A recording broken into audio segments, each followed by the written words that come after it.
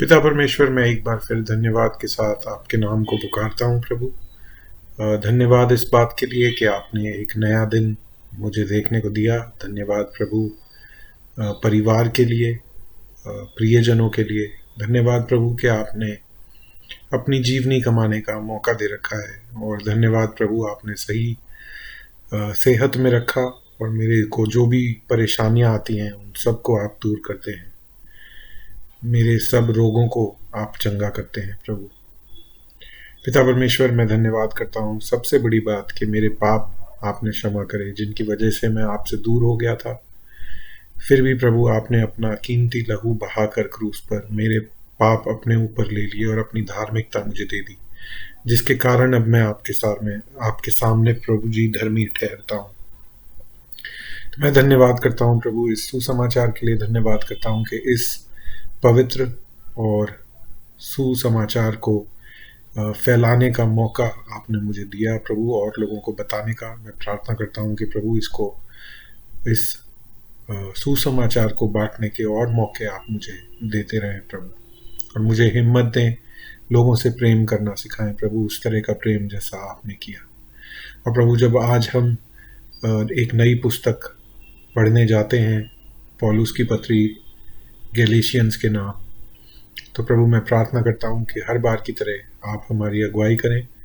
पवित्र आत्मा आप हमारी समझ बुद्धि को खोलें कि हम वचन के सही अर्थ को समझने वाले हो सकें, और उसका महत्व आज हमारे लिए क्या है उसको भी समझने वाले हो सकें प्रभु। और जो गलतियां हम देखते हैं कि गलेशियन के लोगों ने करी, वो गलतियां हम ना करें प्रभु, उनसे सीखने वाले हो सकें। पिता परमेश्वर, धन्यवाद करता हूँ पौलुस जैसे लोगों को आपने खड़ा किया, अपनी सेवकाई उनको दी और उनको इस्तेमाल किया प्रभु। मैं भी प्रार्थना करता हूँ कि कुछ अंश हम भी पौलुस की तरह मेहनत करने वाले हो सकें, कुछ डिफरेंस हम भी लाने वाले हो सके प्रभु। जिस तरह से पौलुस ने अपनी सेवकाई के ज़रिए बहुत बड़ा डिफरेंस उत्पन्न किया प्रभु, कलीसियाएं स्थापित करी, उस तरह की मिनिस्ट्री का कुछ अंश हमें भी दीजिए प्रभु अपनी मर्जी के अनुसार।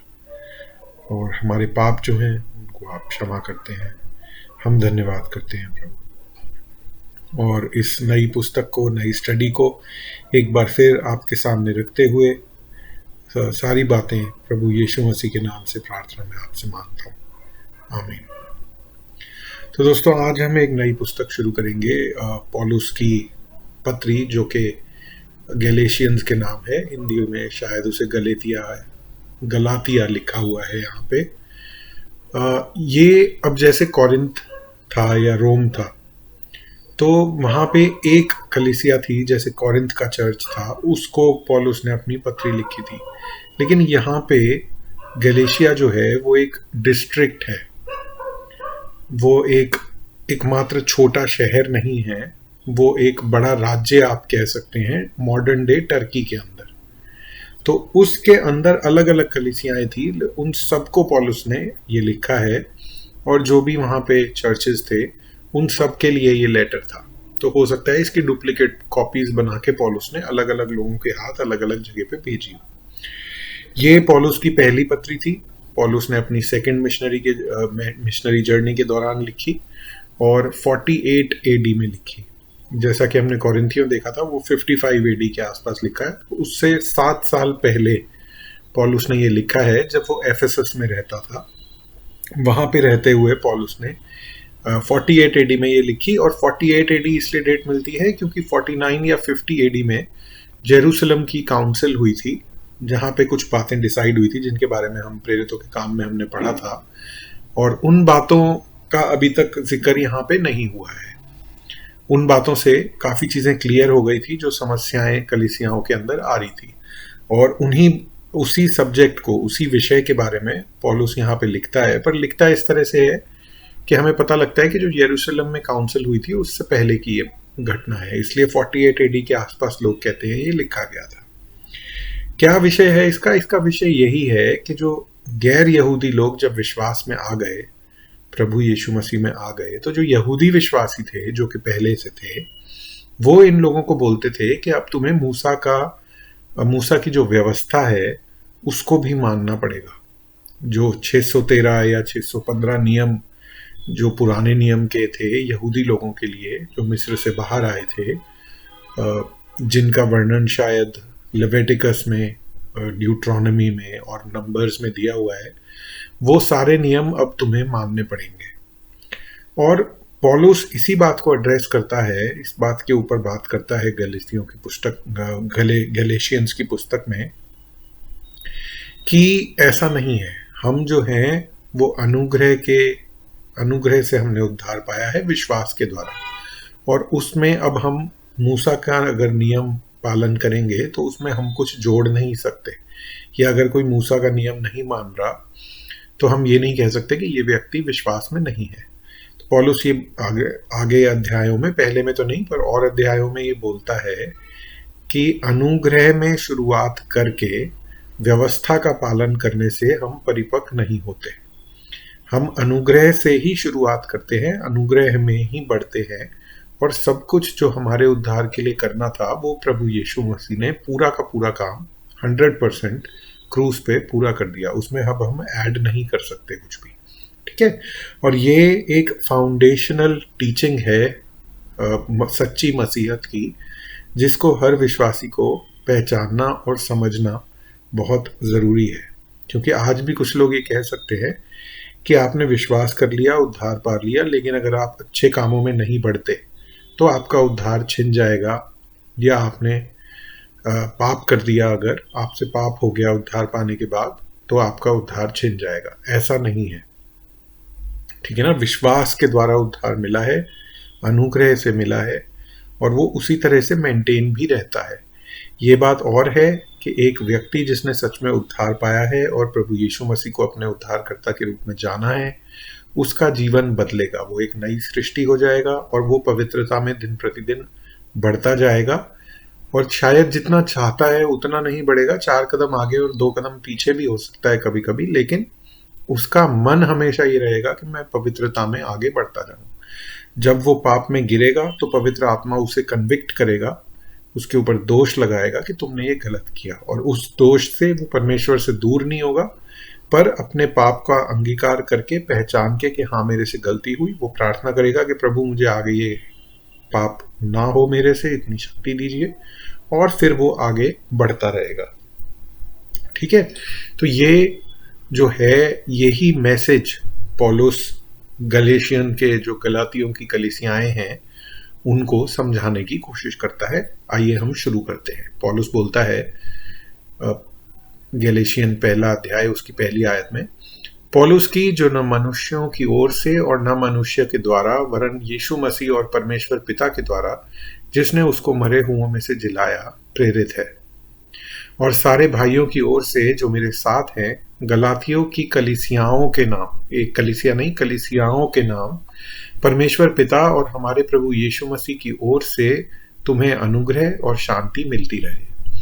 उसी ने अपने आप को हमारे पापों के लिए दे दिया, ताकि हमारे परमेश्वर और पिता की इच्छा के अनुसार हमें इस वर्तमान बुरे संसार से छुड़ाए। तो हमें जो उद्धार मिला है, यहाँ पे देखिए इंटरेस्टिंग है कि वो सिर्फ हमें अनंत जीवन ही नहीं देता, पर जीते जी भी इस बुरे संसार से हमें डिटैच कर देता है, हमें अलग कर देता है। हम संसार में तो रहते हैं लेकिन संसार के होकर नहीं रहते, ठीक है। उसकी महिमा युगानुयुग होती रहे, आमीन। अब देखिए एकदम से पौलुस अपनी टोन बदल के सीधा पॉइंट पे आता है, और इस तरह से वो कोरिन्थियों के साथ नहीं आया था। यहाँ पे वो बिल्कुल डायरेक्ट पॉइंट पे आ जाता है, सीधा बोलता है, मुझे आश्चर्य होता है कि जिसने तुम्हें मसीह के अनुग्रह से बुलाया उससे तुम इतनी जल्दी फिरकर और ही प्रकार के सुसमाचार की ओर झुकने लगे। परंतु वह दूसरा सुसमाचार है ही नहीं, पर बात यह है कि कितने ऐसे हैं जो तुम्हें घबरा देते और मसीह के सुसमाचार को बिगाड़ना चाहते हैं। परंतु यदि हम या स्वर्ग से कोई दूत भी उस सुसमाचार को छोड़ जो हमने तुमको सुनाया है, कोई और सुसमाचार तुम्हें सुनाए, तो वह श्रापित हो, जो कोई गलत सुसमाचार तुम्हें सुनाता है।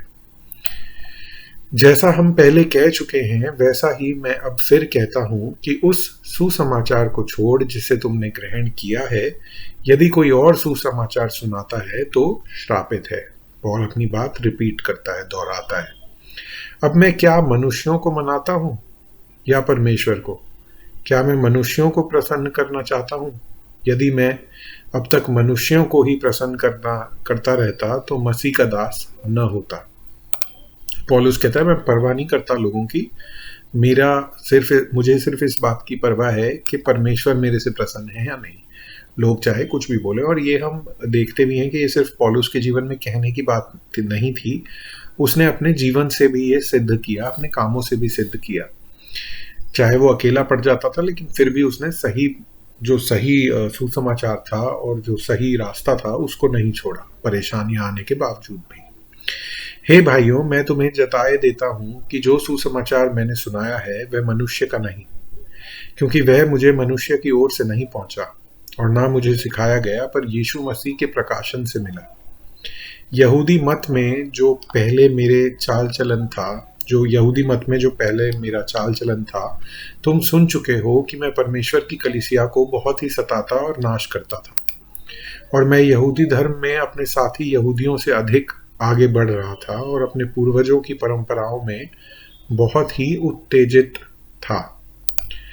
और ये इसीलिए बता रहा है क्योंकि जो इनको नई शिक्षा मिली है ना, जो गलत शिक्षा मिल रही है गलेशियंस के चर्चेस को, वो यही है कि मूसा की व्यवस्था को मानना जरूरी है।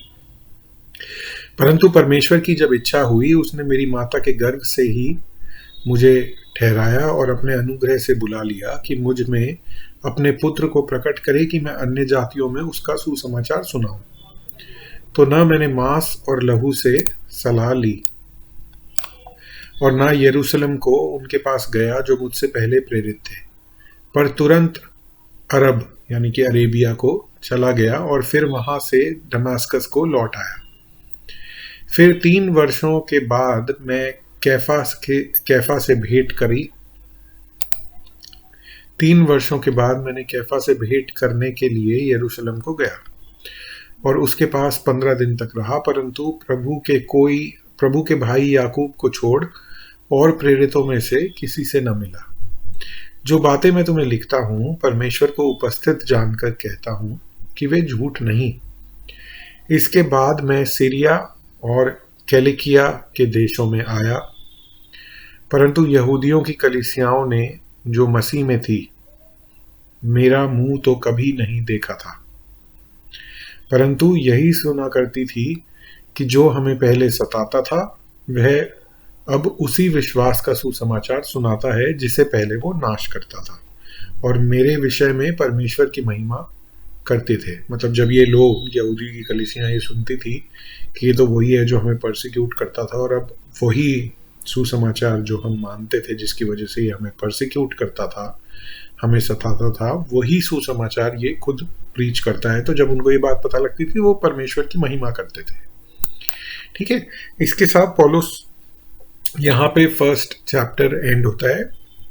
ऑब्वियसली जो पौलुस ने पूरी पत्री लिखी है उसमें तो चैप्टर्स का डिवीजन नहीं है, किसी भी पत्री में नहीं है, पर हम यहाँ पे क्योंकि चैप्टर खत्म हुआ है रुकते हैं, और जो सेकंड चैप्टर है वो इसी की कंटिन्यूएशन में चलेगा, क्योंकि अभी पौलुस ने शुरुआत करी है अपनी थॉट डेवलप करने की, वो आगे उस बात को पूरा करेगा।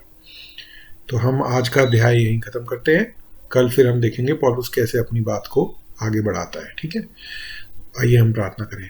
पिता परमेश्वर, हम भी जब ये पढ़ते हैं तो हम प्रार्थना करते हैं कि जो सच्चा सुसमाचार हम तक पहुंचा है, जिसके द्वारा हम बचाए गए हैं, उसको हम थामे रहें प्रभु।